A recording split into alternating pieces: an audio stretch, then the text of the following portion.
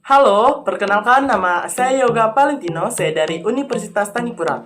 Pada video kali ini saya akan menjelaskan tentang 25 macam teori komunikasi. Yang pertama ada teori agenda setting.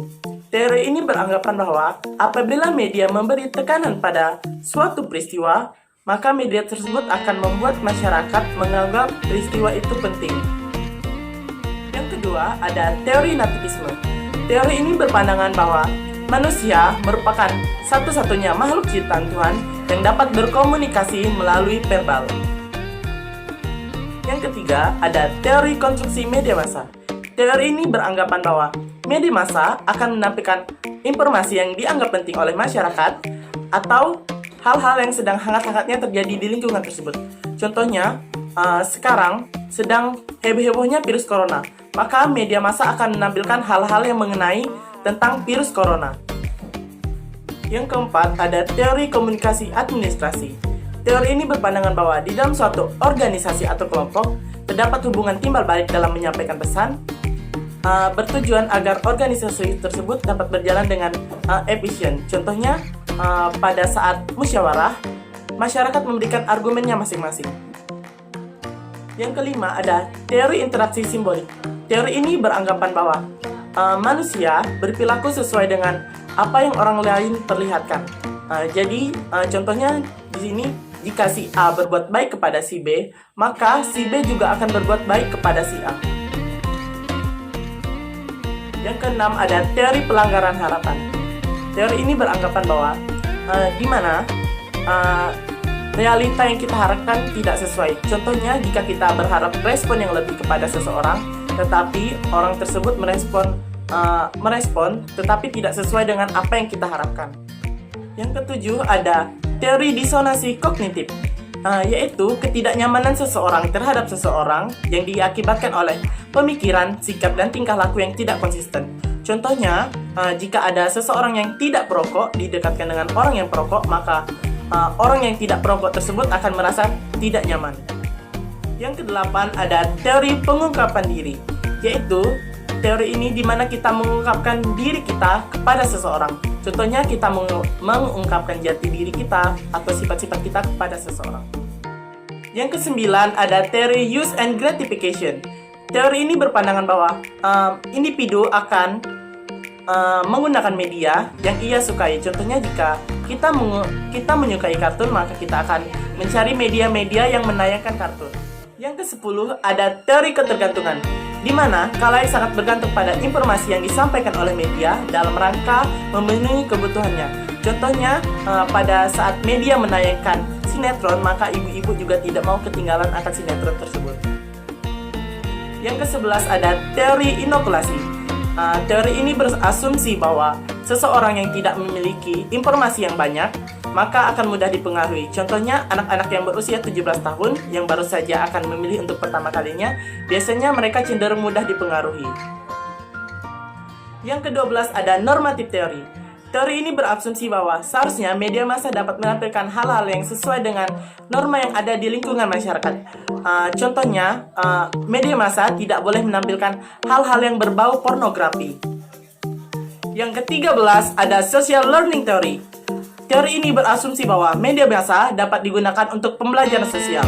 Melalui media massa, masyarakat dapat belajar sosial dengan cara mengamati media massa. Yang ke-14, ada teori kultivasi. Teori ini berasumsi bahwa media massa memiliki pengaruh yang sangat penting terhadap suatu proses perubahan sosial dan budaya. Contohnya, pada saat sekarang, anak-anak muda sedang gemar menari di aplikasi TikTok. Nah, anak-anak muda tersebut gemar sekali mempelajari tarian modern yang ada di TikTok daripada tarian tradisional. Yang ke-15, ada social category theory. Teori ini berasumsi bahwa media memberikan informasi yang sesuai dengan penggolongan sosial yang ada di masyarakat. Contohnya, jika majalah yang menampilkan alat-alat kecantikan biasanya dikhususkan untuk wanita, dan misalnya majalah Bobo itu dikhususkan untuk anak-anak. Yang ke-16, ada teori behaviorisme. Teori ini berasumsi bahwa khalayak akan belajar memberi respon terhadap suatu rangsangan dan berasalkan dari pengalamannya. Contohnya, jika kita berbuat salah dan ditegur, maka kita tidak akan mengulangi kesalahan kita kembali. Yang ke-17 ada teori difusi inovasi. Teori ini berasumsi bahwa suatu inovasi akan disampaikan kepada khalayak melalui saluran media tertentu.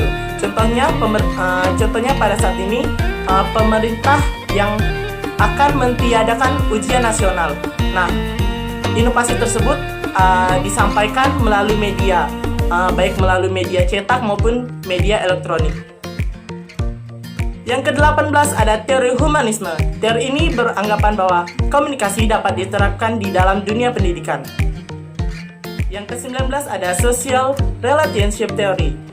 Teori ini berasumsi bahwa pesan pada media massa dapat disampaikan kembali melalui perantara. Contohnya, jika saya menonton televisi, nah, saya akan menyampaikan pesan yang ada di televisi tersebut kepada teman saya. Yang ke-20 ada teori pengharapan nilai.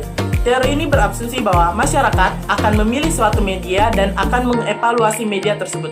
Contohnya, jika kita menyukai K-pop, kita akan mencari media-media yang menampilkan K-pop. Dan jika kita tidak menyukai K-pop, maka kita akan meninggalkan media tersebut.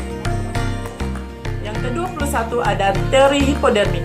Teori ini beranggapan bahwa media massa memiliki kekuatan yang dominan dan di mana komunikasi dianggap pasif dan tidak tahu apa-apa. Contohnya, media massa yang digunakan untuk kampanye. Yang ke-22 ada dramaturgis teori. Teori ini beranggapan bahwa setiap perilaku manusia pasti memiliki peran. Contohnya, jika kita sedang berada di rumah, kita memiliki peran sebagai seorang anak, dan jika kita berada di kampus, kita memiliki peran sebagai seorang mahasiswa. Yang ke-23 ada labeling theory. Teori ini beranggapan bahwa seseorang akan memberikan label atau julukan kepada seseorang dengan suatu hal. Contohnya, jika kita bertemu dengan teman kita dan teman kita tidak menegur atau menyapa kita, maka kita akan memberi label kepada teman kita itu dengan kata-kata dengan label si sombong atau yang lainnya. Yang ke-24 ada teori dialektika relasional, yaitu suatu hubungan yang saling memaksakan keinginan masing-masing. Yang ke-25 ada teori Laswell. Teori ini merupakan model teori sederhana dan menjadi model teori dasar komunikasi, yaitu who, siapa, say what, mengatakan apa, in which channel, dengan saluran media apa, to whom, kepada siapa, with what effect, dan dengan efek apa. Sekian video 25 macam teori komunikasi dari saya. Semoga video ini dapat bermanfaat bagi kita semua. Terima kasih.